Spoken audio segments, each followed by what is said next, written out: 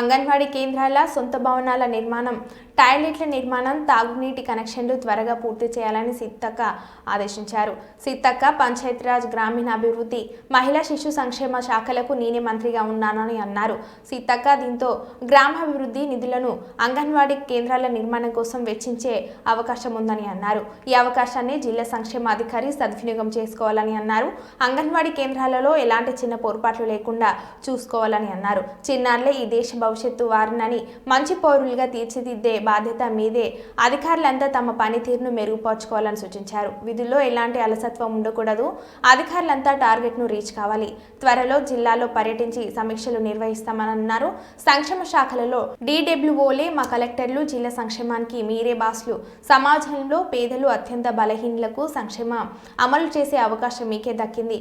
అమలు వారందరినీ మీరు ఆదరించాలి. జిల్లా అధికారులు క్షేత్రస్థాయి పర్యటనలు పెంచాలి. అంగన్వాడీ కేంద్రాలలో పోషకాహారం చెక్ చేయాలి. నాసిరకం వస్తువులు వస్తే వెంటనే రిజెక్ట్ చేసి సప్లయర్పై చర్యలు తీసుకోవాలని అన్నారు. పిల్లల్లో పోషకాహార లోపాన్ని అధిగమించేలా పనిచేయాలి. పోషకాహారాన్ని మెరుగుపరిచేందుకు ఏం తీసుకోవాలో మీ అభిప్రాయాలు తెలియజేయండి. బడిబాట తరహాలోని ప్రజాప్రతినిధులు, అధికారులు అంగన్వాడీ బాట పట్టాలి. అధికారులంతా సమయపాలన పాటించి జిల్లా సంక్షేమాన్ని నిత్యం పర్యవేక్షించాలని మంత్రి సీతక్క అన్నారు.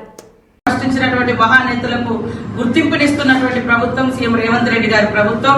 మరి ఈ విషయాన్ని గత జనవరి 3వ తారీఖు నుంచి అనేక మీటింగ్లలో కూడా మన సంఘాలు నా దృష్టికి తీసుకురావడం జరిగింది. ఎట్టి పరిస్థితులలో వచ్చేసారి ఎందుకంటే పోయినసారి మనం తొందరగా వచ్చిన్నాం, అధికారంలో ఉన్నాం కాబట్టి అప్పటిదప్పుడు లేదు. కానీ నెక్స్ట్ టైం వరకు మీరు ఇది సాధించాలని చెప్పడం జరిగింది. దానికి తోడు మరి అద్దంకి దయాకర్ అన్న కానీ, మేము కానీ, తను మరి మన రమేష్ గారు, వీరు వారందరూ కూడా మళ్ళీ మరొకసారి తీసుకురావడం జరిగింది. తెల్లారి మేము మరి సీఎం గారికి నూతన సంవత్సర శుభాకాంక్షలు తెలియజేస్తూ వారిని ఒకటే కోరిక చెప్పడం జరిగింది.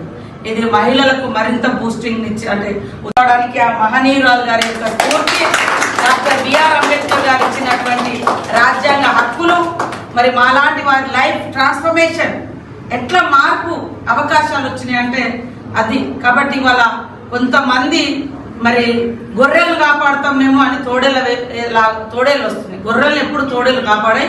మేము గొర్రెలమే కావచ్చు, కానీ మమ్మల్ని మేము పోరాటం చేసుకొని మా హక్కులను మేము కాపాడుకునే ధైర్యము, ఆ చరిత్ర ఈ వర్గాలకే ఉంది. కొంతమంది ఏంటంటే ఈ పోరాటం కూడా వాళ్ళు లాగేసుకోవాలి, మీకోసం మేము పోరాడతామని అది హాస్యాస్పదంగా ఉంది. ఇంకొక దిక్కేమో మనో ధర్మశాస్త్రాన్ని మతం ముసుగులో కూడా ముందుకు తీసుకొచ్చి మళ్ళీ సావిత్రిబాయి పూలే గారు ఏ విధానాలకైతే వ్యతిరేకంగా పోరాటం చేసి ఈ యొక్క వ్యవస్థను ముందుకు తీసుకొచ్చారో దాన్ని తొక్కిపెట్టే విధంగా మతము రకరకాల రంగు పూసుకొని వస్తుంది.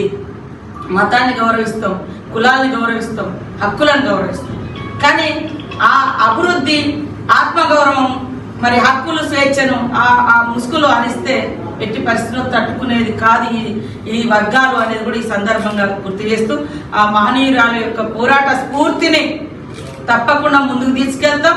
ప్రభుత్వం కూడా సీఎం గారు ప్రత్యేకంగా సావిత్రిబాయి గారు వారి జయంతిని పురస్కరించుకొని వారి జీవితాలు స్ఫూర్తిదాయకంగా ఉండాలి అంటే ఆ రోజు ఇన్స్టిట్యూషన్స్ లో, ఎడ్యుకేషన్ ఇన్స్టిట్యూషన్ లో వారి యొక్క చరిత్ర, వారి యొక్క కష్టము, త్యాగము, ఈ రోజు మహిళా విద్య ఇంత ఎదగడానికి కారణమైనటువంటి ఆ తల్లిని స్మరించుకోవాల్సినటువంటి రోజు కానీ చెప్పడంతో వారు అంగీకరించి వెంటనే మరి తెల్లారే మనకి జీవో ఇచ్చినందుకు మనం అందరం కూడా ముఖ్యమంత్రి గారికి ప్రత్యేకంగా ధన్యవాదాలు, శుభాకాంక్షలు తెలియజేస్తూ మన సీఎం గారు ప్రత్యేకంగా మహిళల పట్ల ఒక ప్రత్యేక దృష్టి పెట్టడం జరిగింది. దానిలో భాగంగానే మహిళలను వివిధ రంగాలలో కూడా అభివృద్ధి పదంలోకి రావాలని మహిళా సంఘాలకు వడ్డీ లేని రుణాలు కానీ, ఇన్సూరెన్స్ కానీ, మరి వాళ్లకు రకరకాల మార్కెటింగ్ సౌకర్యం, హైదరాబాద్ నడి బోర్డున కూడా శిల్పకళా వేదికగా మార్కెటింగ్ సౌకర్యం ఇచ్చి కోటీశ్వరులను చేయాలి, లక్షాధికారులను చేయాలి, విద్య